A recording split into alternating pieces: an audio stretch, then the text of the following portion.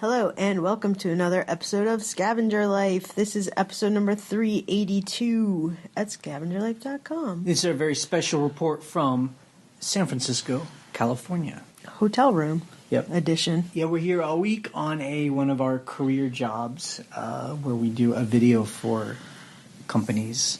And they pay us. Yep. So we lived here for 2 years. Yes. Before we moved out to the country. So we had lived in New York, or I did for lots of years, 6-7 years. Then you came and lived there, and then we came here for 2 years, and then we moved to the country where we've been for 10 years. Can't believe it. But we love coming back. Yeah, I get all nostalgic when we get in a lift from the airport to here. I'm like, oh. Yeah. And it was nice. It's this morning we got up early and walked down to a coffee shop, and it's just nice. We love urban areas, the cool stuff that urban places have, but we love where we live too. Yep, absolutely. So it's a 6-hour flight from our home to SF. Plus driving to the airport, which is 2 hours. Right. But it was cool. When we were on the airplane, I mean, it's just technology these days. There was internet, and we've actually never used the internet on a plane, but because we're too cheap. I don't want to pay for it. But it was a long flight, 6 hours, and I was like, Ryan, just go for it. And it was $20? It was $20 for the whole flight. It was quite fast. It was satellite internet, actually. But it was about as fast as what we have at our house, right? Yeah. But when I say it was quite fast, I guess I mean it was reliable. It was like I was online the whole time listing on eBay, and I didn't have a single problem with it once. It was great. Yeah. So that's incredible. It was really nice. Yeah. It was it's expensive, but you're like, I'm going to sit here and do work, and the time flew by. By the time we landed, we were like, oh. And it's just we're kind of like this is our technology corner. Yeah. Scavenger Life Technology Corner. So if you've been reading the past a year or so, a new thing that's cropped up are these scooters in certain cities like San Francisco, LA, DC, Portland, and there are these electric scooters that these companies have just kind of dumped on the streets. And it looks really weird. You get an app and you kind of scan a barcode thing, and then you can hop on this electric scooter and go someplace. It charges you like $1, and it's 15 cents a minute. Yeah. And cities are just like, what is going on? Like, there's all these like scooters everywhere. Just dumped on the sidewalk. So we're actually going to think about trying one today because we see them on the streets. And then I was reading about it, and it's just this whole thing where then if you wanted to, you could actually get paid to pick up scooters that need to get charged, and then you take them home, charge them, then put them out, and the company pays you. So it's like this whole kind of gig economy or whatever. An ecology. Yeah, it's so interesting. Yeah, well, that was my first question. When I first saw them on the streets, I was like, how are they charging right now? Like, I thought maybe it was solar. But then we read, you have all this fleet of people picking them up and then I was reading about it, and there's all these articles back and forth, how sustainable this kind of model is and what the vandalism rate is and theft and all this stuff. So it's interesting. I mean, I know there's grumpy people like, just stop doing all this stuff. But I think it's fun. I think it's cool that we're in a time when people are thinking about different ways of transportation. Because, like, when we walked about a mile to this coffee shop to eat a breakfast. It was like half a mile. And we saw people riding the scooters, and I was like, we could just, like, hop on a scooter. And, it would have been so much faster to, like, zip down to this place to eat. Cost $1 or whatever. Right. So it's interesting. Well, that's the thing about a city, too. If you're like, okay, the place I'm going to is a mile and a half away. I don't have a bus, pass or whatever because, I don't live here. And a Lyft or an Uber, I don't want to wait for that, and it's too long to walk, and you're like, this scooter is awesome. Yeah. Like, what a cool idea that is to just hop on a scooter. I don't know. I think it's cool. So I guess we were going to try it. Yep. So let's talk about eBay. Couple things. Yes. We were talking about on the forum the U.S. wants to make China pay for higher postage fees. And those of us who have been selling eBay for a long time, this has been a point of contention for a long, long time. You know, it doesn't really bother us because Chinese products don't compete with what we sell, weird vintagey things. But anyone that's trying to sell, especially on Amazon, or if you're trying to sell brand new things on eBay, you know, we all know this. You're competing against people who ship from China, and it's often like 99 cents with free shipping. And we're like, how? And it gets a little bit kind of wonky, but if you read about it, China is considered a developing nation, so they have this really sweetheart deal with how much they have to pay to ship to the States. Right. Where basically the U.S. is subsidizing their shipping. Because the idea is America's a rich country, you know, European countries are rich, and they subsidize if you want to ship back and forth between a poorer country. And so the U.S. is like, China's no longer a poor country. They're the second largest economy in the world. So that may change, and that would be very interesting to see what happens. I mean, obviously, I think that that's a really good idea. But we all know, though, it's not. That would just be the end of cheap Chinese products, which personally I think is a good idea. But ultimately, it's buyers who will have to pay more if you want to buy that kind of, you know, junky stuff. I mean, we'll see what happens. I'm like, if they're subsidizing China, maybe they should subsidize people in the U.S. No, you know? I mean, they just no one needs to get subsidized. No one needs to get subsidized for postage. Just pay what it costs, you know. But you know, I mean, we've all had that experience where like we want these like specialized batteries, and you can buy like 10 of them for $5, shipped for free from China. It's like it's crazy. And so you're competing with people in the U.S. who have them, and you're like, well, it's cheaper to wait to get them from China. And the complaints mainly especially come from the people who sell on Amazon, where they might come up with a specialized product that gets popular. Some Chinese company basically copies that product and sells the same similar thing much, much cheaper, and then floods the Amazon market. And you know, so that's why I'm always like, man, there is no sure bet on Amazon, because if you get anything popular, there are people who are just looking for what's popular, and then they'll just copy it. But try and copy my weird vintage item. Weird, like a wooden ladle. That's 100 years old. You can't copy that. Can't copy that. So this week, we had an issue with our internet. We live in a rural area. Internet's important to us. I guess it doesn't really matter where we live, but internet's important to all of us who work from home. And our internet was gone for a day because someone down the road, a company was installing some other lines, and they cut the internet to our neighborhood. And what sucked was it happened right when one of my eBay helpers got to our house. So I had to be like, you gotta go home. Yeah, you know, and we've talked about this before. I mean, it really just shows how vulnerable, like how fragile the whole system is. I mean, how our whole business is based on the internet. The good thing is, and I'm sure this is true for any like phone service. We use Ting, and we just turned on our personal hotspot. You know, it's not as sustainable. Like, you couldn't just do internet on your phone, on our phone, all day long. But we were able to get online enough to be able to ship things and do things. That's the great thing, is like we have a good enough signal. And I actually think that the LTE Ting network is faster than, you know, like I turn my personal hotspot on to like do my invoices and ship and stuff.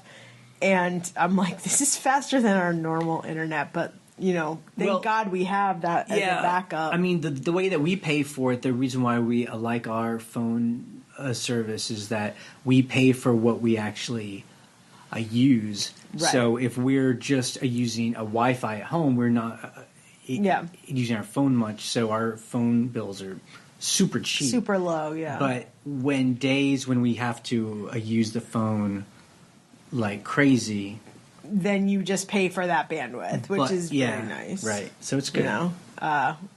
So that was really helpful. But Right. It's like our eBay business depends on the internet. Our Airbnb business depends on the internet. Our video business depends on the internet. So, Right. you're So kind of you know, it's good, to have those backups, Right, exactly. to the internet. Something that you figured you had a problem when you were listing on the plane. Yeah. This last week, actually, there were a couple days this week where I noticed it also, but eBay, when I was in my listing, it kept saying I had active content. Like, they don't allow any JavaScript or any, not very much HTML at all. So, anytime, in the old days when you had, a JavaScript gallery from, Octiva or whatever, they're like, none of that is allowed anymore. And it will give you a warning like, hey, there's some code that's not allowed in here. And it kept giving me that for every listing. And I would have to go into the HTML view, delete all the JavaScript, and then go back, and it was okay. And we didn't know where that was coming I was like, from. What is this? At first I thought it might be something with InkFrog, because we're synced with InkFrog. And then I thought it might be something with the eBay app that my helpers are using on the phone. Like maybe it got updated by accident and people have been having problems with that. So I posted it on the forum, and silly me, what I should have done was Google it first. And I found out... Which we always tell people, Google your question first. And then go on the forum. And then go on the forum because, Because you might find the answer. Don't make people Google for you. Yeah, exactly. So that was my mistake. But what I found out is there is a program called LastPass, and it's like a password manager, and I just put that in my browser as a browser extension. What it does is it sort of looks around on the page to see if you're entering any passwords or autofill forms that it can save for you. And apparently that was interfering with the eBay description form where it was inserting JavaScript in there. And I actually found that information on the eBay forums. I had Googled... The dark place we rarely go. It was really good because someone else a couple years ago was like, this weird JavaScript is happening right after I installed LastPass on my browser. And I'm like, that's it. That's my problem. So do you just have to delete it by hand, or can you tell LastPass to stop? So what I did was in my browser when I'm listing, I sign out of the extension. It's a little it's just a little icon that you're just sign out so that it's not trying to find passwords, and that solved it. Right. In some ways, I think that this is a good example of eBay has improved in the past handful of years. We used to, in our description, put all kinds of stuff in our, all kinds of photos and their yes, we did. JavaScript. We had a template. Yeah, I mean, there's so much stuff in there, and obviously, when you would look at our listings on the phone, that stuff is all kind of not mobile friendly. Right. So we have changed. We started a couple of years ago, and it was because of a scavenger named Matt, who doesn't really pop up on the forums anymore. But he was just we strip it out. Our descriptions are a sentence, if even that. If that. It might even just be, it's nothing at all, Well, and so we've gone to that where we don't put really anything in the descriptions except the bare bones stuff, because mainly what people are doing, and I do this too. Yeah, I do photos. too. I look at the photos, the title, and then item description, and that's really it. Well, the thing about eBay is in the past few years, back when we started 10 years ago, really selling seriously, there was no item specifics. There was no condition description or whatever. Those things didn't exist, so you had to put it in the description. That was the only place to put. You were only allowed one photo, or you had to pay for the other ones. Right. So you were only allowed one free photo, and the rest could be embedded. So we had to hack eBay by inserting photos that we hosted on our own. Yeah, it was server. HTML, and so it's been it's all evolved, but I like the cleaner way. And it's all evolved, in my opinion, because of the phone. Right. It all evolved because of the phone. Right. That's it. Yep. Which I think is a good thing, although it is tough when you have information in the description and you have 12 photos and people don't look at any of that. They're like, can you show me this photo, that photo? You're like, there are 12 photos. They're all there. Right. You know, that happens all the time. But I do that too when I'm shopping. I like won't look at the description and I won't scroll through every single photo. It's like, oh my God, I do the same thing. Yeah. You know, I can't blame people. Okay, let's talk about our numbers for the week. This is one of those weeks where it actually felt better than what it turned out to be. Like, I felt we were selling more stuff. Interesting. But we didn't make as much of it money. So we sold 43 things, which yeah, that's substantial. is a lot. You know? That's 6 things a day. Yeah. And we made $1,400, which is Right. great. We loved to make $1,000 is what we need to make. We made $1,400. That's $200 a day, you know, gross. But the problem, or not the problem, but the reality is our highest price was only $90. Mm-hmm. And again, for us, it's a real difference between the stuff we sell. If we're selling stuff under $100, Right. we don't make as much, obviously, that week. Right. Our weeks are always good when we have a lot of $100, $200 items. Like a handful of Right. those really like boost the numbers. You know, and that of just course. goes back to my whole thing, you know, that I've talked about is like, you know, I would love to be able to sell higher end things because, you know, we're not, for our kind of store, we're not like, you know, where people talk about, you know, I'm selling like hundreds of like men's shirts, you know. Right. The volume. Yeah, we're not volume sellers. So, you know, this is just one of those weeks where if we're really only selling bread and butter items, The you know, numbers are, it's kind of a bread and butter week. Yeah. So it's Well, fun. I also think I have been taking lower to medium offers because we have so much inventory that I'm like, yep, I'll just take that, you know, $25 offer on something I have up for, you know, over $50. Right, you know, and things that we got for $1 Yeah, or you're less like, just. because it came in an auction, you know, so you're just like, yeah, let's go you're like, for it. just move it So, out. like, things we sold, I mean, we're not going to really talk about a lot of them. You know, the highest price sold was $90, and it was another Yeah. one of my role-playing books. Oh, right. A That's lot right. of, like, D&D fantasy role-playing books. Good. That was you a know. good sale, yeah. $90, I was not happy bad. to see that. I mean, everything else, it was basically bread and butter. I mean, and again, with a store our size and the illicit and forget it way, I mean, there were items that we had just put up, Right. so they sold almost immediately, versus items we've had for For years. 4 or 5 years. There's a jacket that I was like, oh my God, I look like a different person in that Anytime photo. there's a piece of clothing where we model it, So that long ago. helps tell us that was a long time ago because we no longer model our clothes. Yeah. We just do the floor. There's little things here and there that you're Everything's like, wow. on the floor. But it's sold. Yep, and it all sold. Yeah, like there was a shirt that we sold that was that I You're modeling that I shirt. modeled. Ooh, that looks Yeah. so good. I feel like with that shirt, I had so many offers on it and questions over the years, and finally someone was just like, buy it. Yeah. It's like, come on. So you know, bread and butter week, just how it is. And you know what? It was still good. Like paying our bills, I love it. Well, and this week I will mention I had to change our handling time, obviously. So we're gone for, it's 7 days total from Saturday to Saturday. So right now our handling time's on 10 days. I can change it on Monday to be 5 business days. Again, we always say when we travel, we wish we could just set the date.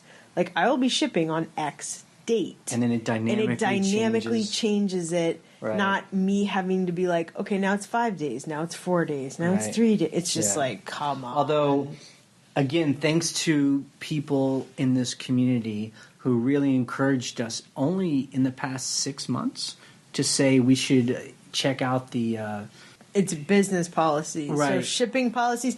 Because look, I was bulk editing our entire store with the bulk editor. category by category. It wasn't even category by category. It was just 500 listings at a time. Right now we have like 8,500 items. That would be taking me so much. So now time. you can just go into the business policies and just change. Yeah, the whole you just store. change. Yeah, you're like all the shipping policies. Just change them Yeah. to X number of business days. Yeah. It's much faster. It's still a little bit quirky. Anyone who uses business policies knows weird things can happen, but overall, it's pretty fast. Yep. Scavenger of the week, because we were kind of preparing for the job here, and I was handling its renovations on that building we bought. We got the plumbing roughed in, and I worked with the electrician to. He's going to come this week while we're gone. Yeah. To start to do the rough electrics. So right. Super exciting. Yeah, it is exciting. So we didn't really kind of do much scavenging. This job is paying for that. That's exactly what's happening. Customer issues. We had a good week of just no. Do we have any returns, customer issues? No customer issues. I mean, and we always have to remember this is more of the normal than not, So. Yeah, I will mention, though, I did get a negative removed the week before, and I got a neutral removed. And they were both for items that clearly eBay thought I was justified. So. Yeah, one of them was like from a while ago. Several months ago when we were out of town, and the guy said we shipped late, but we shipped exactly when we said we would. So. And eBay was like, nope, you had extended handling time. So I'll take it off. So that was very helpful. Things we learned in the forum. One thing we were talking about was someone was asking, like, how do you back up your eBay store? And it's interesting, including the photos. Right. It's a good question, if you invest a lot of time in your eBay store, if you have a lot of listings up, you would think eBay would want to make it easy to have a good backup, but they don't.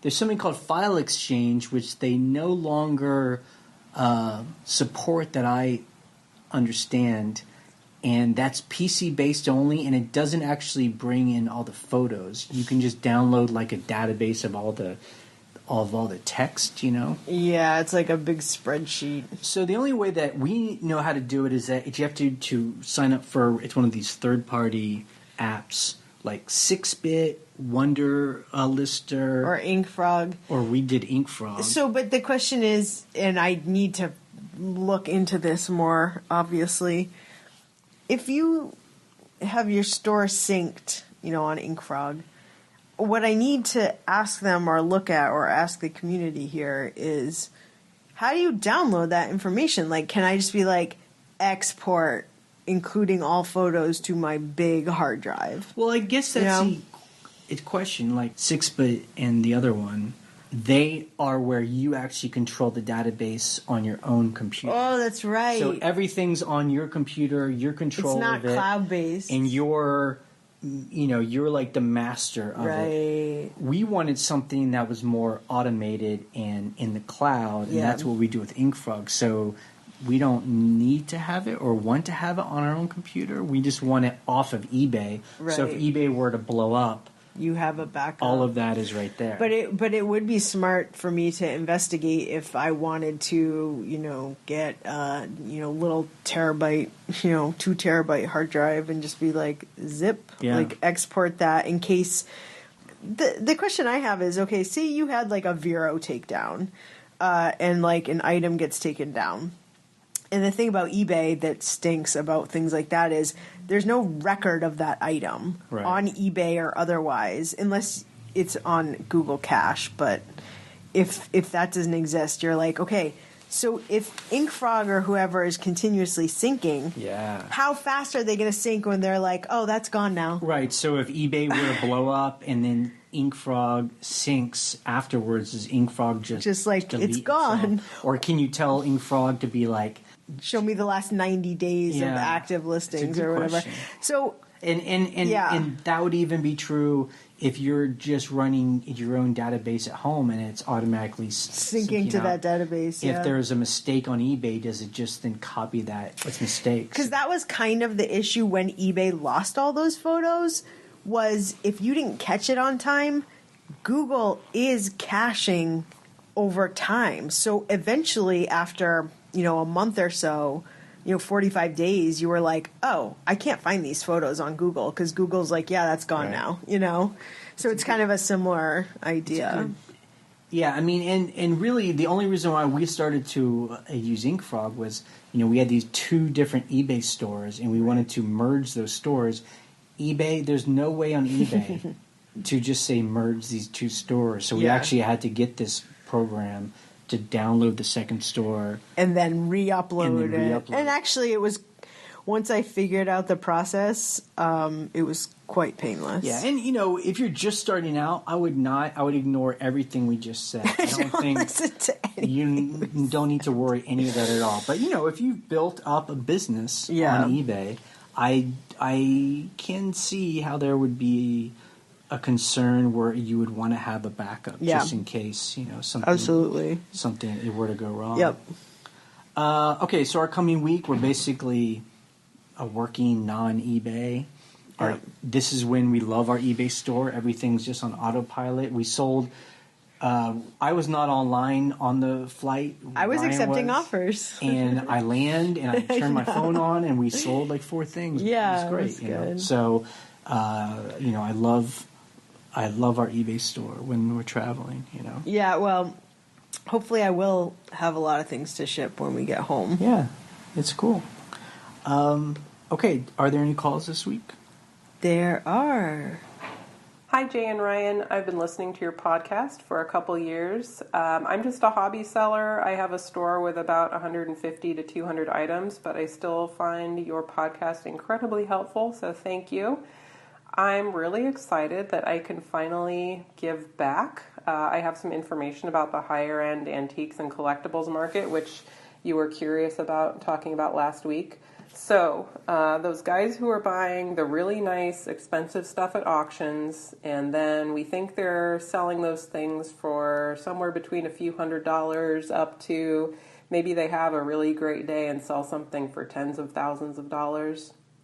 I actually have a lot of exposure to that through my day job, which is in historic preservation. So you were speculating that high-end dealers must spend more time scavenging, and that could be true. I don't really know. But my observation is what they definitely spend more time on than us regular eBay folks is marketing. So I've been selling on eBay since probably around 1997, which is crazy. And one of my frustrations has always been that this platform is not set up to foster relationships with repeat customers. And then also, by the way, you guys were talking about customer expectations on Etsy versus eBay. And I'd say if you don't feel like you want to coddle Etsy customers with like fancy packaging and thank you notes and stuff, you probably are not going to enjoy dealing with the high-end antiques and art customer. I've seen that the really key factor for doing well in that market, the dealers are successful. You almost got there in your discussion last week. So these are dealers who have built very strong networks and relationships with specific customers. So in other words, the dealer who's at an auction and she's going to spend several $100s or maybe even a few $1,000s on one item, she already has a relationship with a potential buyer or maybe a few buyers who she thinks will want to buy it. So in other words, she kind of already knows who she's going to sell it to. And the really experienced dealers at this level, they have customers they've been taking care of for like 10 or 20 or even like 30 years. And every year, their best customers are spending lots and lots of money with them. So these are folks who are, they're wealthy collectors, or it's an institution like a museum or a library, or it's a business that has a budget for buying art or antiques. So just for example, I knew a collector who had a specific dollar amount per month just of his, from his own income for how much he would spend on collectibles. And I didn't find out the exact number, but I gathered it was in the low 5-figure range, and that's per month, which is amazing. And then he really only worked with like 3 or 4 dealers. And these dealers would send him these like little custom portfolios for each item that they would come across that they would want him to buy. So he totally got this very custom tailored experience for folks who wanted him to buy things anywhere from like, maybe $500 all the way up to like $15,000. So that kind of marketing strategy is really different, obviously, from people like us who are just listing stuff on eBay and waiting for someone, anybody to find it in a search. But But the thing is, a lot of these dealers started out just like us, and they started out selling things online, or they're like old timers who started making like photocopied mail order catalogs like on their kitchen table. So it can be done, but it's obviously just a really different business model than eBay. So my question for somebody who wanted to go that direction, how would you take your eBay business model with that customer base and that marketing strategy and transition to a business model which is based on selling top dollar, top drawer items primarily through one-on-one relationships with your customers? So I've thought a lot about it. I have some ideas, but mainly I'm just throwing it out there just for information and see what people think. Thank you so much. Okay, this is like one of my favorite calls I've had in a long time, and this is a good example of the community, someone helping us. Yep. So, I've talked about this is my thing I've been struggling with the past several years. How do we up our game? For us to avoid burnout on eBay, we always have to be making ourselves new challenges. And so my challenge to ourselves is, when we go to these auctions, instead of being on the cheap side of the auction where they're just selling table lots of just quote-unquote junk, but there's treasure in there. Yeah. Do it the other side where they're selling individual pieces, and there's always the group of people, men and women, that just stay for that. Right. And they're spending, a significant amount of money, between $50 and $1,000 for these things. Right. And my assumption is like she says, is that they're either collectors themselves or they're buying for clients. someone. And what she says is tough for me, because it definitely, she's bringing a reality to my a vision. I don't want to have, I don't want to be like a personal buyer for somebody. Right. I know I say that. I don't know. Maybe I would, but that's not the eBay way. I just want to be able to list it on eBay and forget it. And they find it, yeah. But she is right. Now that I think about it, there's one guy we know at the auction. I don't know him well, but I kind of know his style. Yeah. He looks like he's more of a designer. Yeah. Like he's buying for rich people who are designing their homes. Yeah. And like she says, he's buying because he knows who it's for. Yep. Like this guy has a budget. And he's looking for this style. He's designing his home, Southwest style. This will be perfect for him. Exactly. I'm going to pay $50 for it. I'll sell it to him for $300, you know. Exactly. And Now, I have talked to some people through this podcast who they specialize in things like pottery. Right. Someone was telling me about how he was giving us tips on pottery because we're kind of been buying that stuff lately. Yeah. He says what he does have his eBay store, but he develops contacts through his eBay store. And then actually once he sells them something, he develops a relationship off of eBay. Right. He knows what they're looking for, early American stoneware or something, and then he looks for that stuff and then actually sells directly to them that way. So that's interesting. So my thought about this, and I know you're like, we should challenge ourselves and get more high-end things. And become curators, and designers for rich people and like all that. Like I know people that do that. We know actually several people. Scavengers who do that. to the Stars. Yeah. A new podcast. Right. So honestly, if we didn't have other businesses, yes, I think that we would do that. Right. But the level of like curating and finding things, I mean, we're doing that for our own properties. Right. So for me, the challenge is there for ourselves. But if we weren't doing that, I think we would dive into a higher end market. I just want to kind of challenge something that she is telling us. Yeah. So I agree that there is one way to do it where you develop kind of like a group of rich people, sure, collectors, and so you're basically buying for them. Yeah. But, again, what I say is if you go on eBay and, think of any category, search highest, sold, there are categories where people are selling things for thousands Really of dollars high, yeah. on eBay. Yeah. Like they're not selling to an individual collector. So there is a market for stuff on eBay. We follow a couple of people on eBay who they do house cleanouts, Right. And we see that They'll find stuff very and they'll high-end sell items. like some crazy plate Yeah. for $1,000. Yeah. So I don't know. I feel like it's more about can you get we have to do the research, and then can we get that stuff for affordable amount of price, Yeah. and put it online.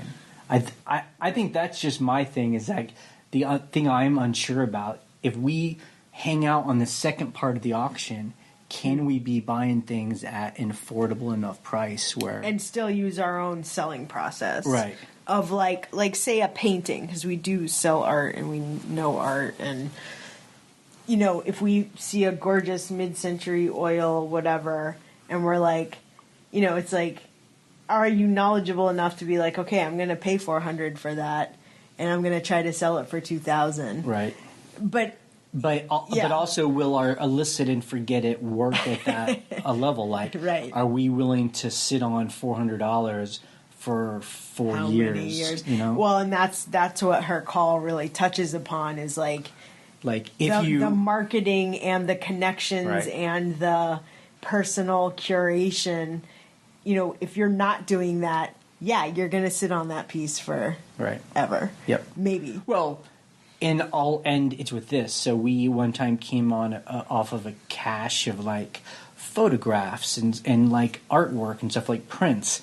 And someone was telling us, the way to sell those is you have them framed, and then right. you start to sell them off of eBay, like on a website, and to market it as like fancy art. Right. But that's a whole It's a whole different other thing. job. But Yeah. but that's what I Right. guess, now that I think about it, when you go like, and you're in San Francisco here, and there's like a Yes. store downtown, Yes. and it's an art store, that's probably That's what what they they do. So the big expense for them is the marketing and the presentation, Right. but they charge top dollar versus just selling just prints without it being framed online. Right. And so, what she's talking about, what we're talking about, and like what we do, I mean, and I've talked about this before with like commodity sellers versus what we do. I almost feel like, we're both selling on eBay. We're both, like doing our little invoices, and,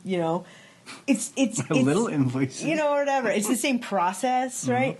But to me, I'm like, these are different businesses. Like, it's almost like two different businesses. They're both retail, and they're both online, and they're both like through your phone. But it's like, what we're doing versus. So when we talk about the high end market, and we talk about, let's go to an auction and buy like on the fancy side, I'm like, yeah, it's like a different business. So it's hard for me to be like, let's do that. But is it okay? But is it? I'm not done. Let me try and I'm boiling it down. We're trying to boil it no, down. it's true. Everyone, boiling down. Yeah. Okay. We already sell high-end stuff. We do, It's yes, just, sometimes. we find these high-end things by accident. Right. So like that one time we went to the auction 6 months ago, and we bought like this giant Santa Claus. It was just like an accident that we bought it. We didn't even, no one there knew it was worth No one anything. cared. We come home, it's suddenly worth $1,000. Yeah. So my question is, Right. can we be more, can we make a more concerted Right. effort to seek out the more valuable items, instead of, basically we're like by a accident. fisherman right now. We're Yeah. just like going out on our boat, we put out the big net, and we bring it up, and we just dump it out on the Yeah. boat, and we just look to see what we caught. you know? Right. So, I think my issue with that is, this could be its own podcast topic. Tell me. Is that when you're searching for the higher end items, instead of finding them by mistake, everyone else they're seeing what you're seeing. The Santa Claus was like disguised right in front of you, because you're like junky Okay. Christmas. But like, if you just said the fisherman's net, which is like a box lot, when you find something at the bottom, nobody saw Okay. it. That's different Okay. than being like, I'm so ready for you. Okay, here it is. Like that Santa Claus, cool. it was out in the Yeah, open. I know. Yeah. That's the thing. Like on the expensive side, how many people are over there? You think it's not very many. 30 people? Yeah. at most. At most. I mean, Most. and in that world, it's just maybe those 30 people. Their categories are going to They're different. skip over this one thing. I don't know. Yeah. I don't know the answer. I'm just We thinking, just need and to maybe it's not try. interesting to you. I'm just thinking it would be an interesting. But I do hear what you're saying. For us, it is about time, Right. Because like my thing is, I'm thinking it would just take us much more time because we'd have to go to multiple auctions a week and put the time in, Right. buy as many fewer things. But I'm just trying to think in this Yeah. world of ours, if it gets to the point where we could have that time, and would we want to spend our time doing that? That's all. That's all I'm saying. That's all. I know that's what you're saying. And I've said that before where, if this was our only business and we weren't feeling challenged and we were feeling like we had extra time, yeah, totally, but we don't. Like, I mean, I do. This is like I know we're talking about this a long time, but this is like the heart of. This is what we talk This about. is the all heart time. of our life right here. We've been doing this for 10 years, where we just go out, buy bags of stuff, boxes of stuff. It's just like, again, it's a fisherman's net. Some of it's worth $10, some of it's worth $300. But it's kind of like a fun game. Do we want to be selling exactly like we're selling now? Forever. Yes. I forever of our lives. I And that's agree my with that question. I agree with that question. But and I've said this before in conversations with you, is the question is, as you expand with real estate, which we clearly are you even gonna want to sell on eBay at all? Right. Or sorry, this is a better question that you've asked me.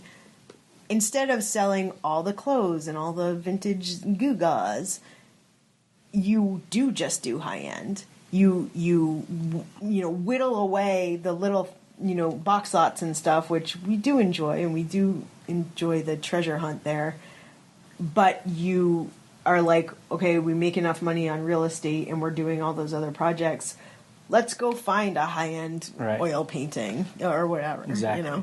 But and only concentrate on going that. back to your thing about, maybe at one point we just don't do eBay anymore. Right. My hesitancy of that Yeah. is just that we've spent so much time building this infrastructure and a process. Right. Like once you stop that, it's done. Cut off. Yeah. I feel like, we hear very often people write to us, I found your podcast. I love it. I used to sell, in 1997, and then I stopped because of, illness, family, Had a job, whatever. Yeah. I'm trying to get back into it. I don't know. I rarely ever hear like, now I'm totally back into it, and now I have the business again. I just feel like this train is rolling. Yeah. If we decide to stop the train, it's stopped, hard to get back. and that's fine. But not the fantasy of it'll start back again. And my thing is, it's not about stopping the train. It's just like,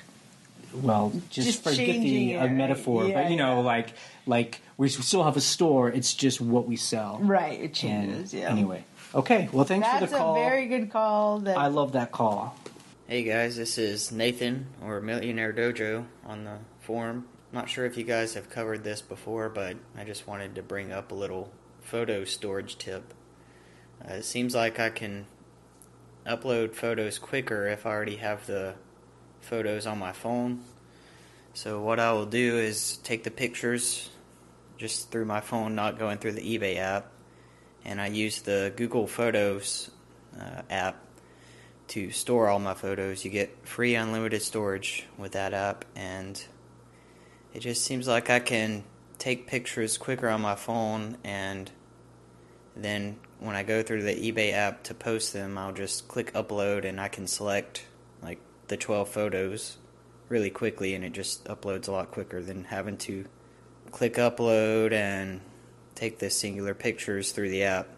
but I'm not sure. I'm using Android on my phone, so I'm not sure how the process goes on iPhones. But I do know that you can use the Google Photos app on an iPhone. So, and with the recent photo issue on eBay, Google Photos is a great way to back up your photos, because you can go and make folders for all your eBay photos, and then you can also click on the menu in Google Photos app, and you can click, it says something like clear storage or clear duplicates on your phone or something like that, and then it will delete all of the photos from your phone storage and just keep them in the Google Photos app, so it's not taking up storage on your phone. But I just figured I'd throw that out there. I don't know if you guys have talked about that on the forum or not, but yeah, just thought I'd share that with you guys. Love the podcast. And so that's interesting. The Google Photos app for either iPhone or Android. I thought Google did have limits, because my Gmail recently was like, you're up to your Gmail limit, but this apparently has. It seems like it's separate from your Google ID, your Gmail ID. That's cool. I just checked it out right now. It looks like you can get the Google Photos on your iPhone as well. It says never run out of storage again. Because that is an issue cool. of why I did start just taking photos in the app. Because it was like, my phone got full so fast, and my, regular camera was just, you always have to delete it. And someone was like, how did you back up photos? Maybe this would be the way. Although then you just have a mass of photos. You couldn't sync them. Right, there's no data to it. But someone's its review is, it's a scary kind of amazing thing.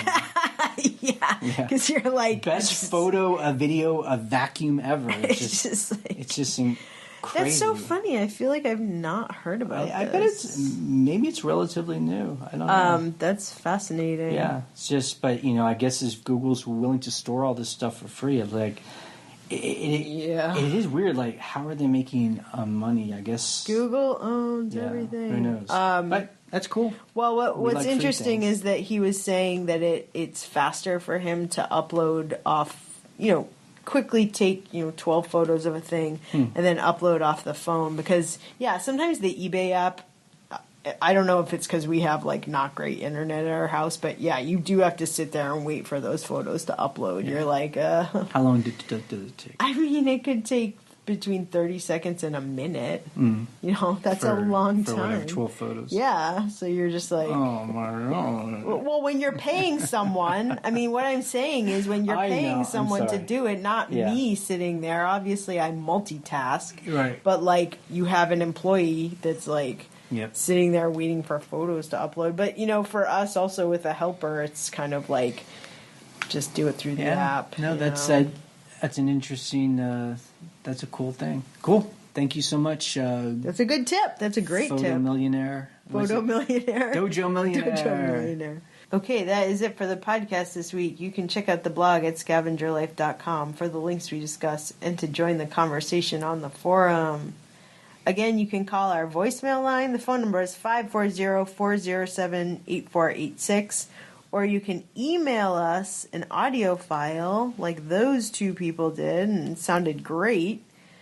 The email is thescavengerlife@gmail.com. We post an episode every Monday morning. On Wednesday, we post a What Sells video being brought to you by Steven Schultz. You can subscribe to our Patreon account to help support us for as little as $1 a month to help pay for our server fees. You can subscribe to us through iTunes or YouTube for free, so you always get the latest episode. We are ending this podcast in 3, 2, 1.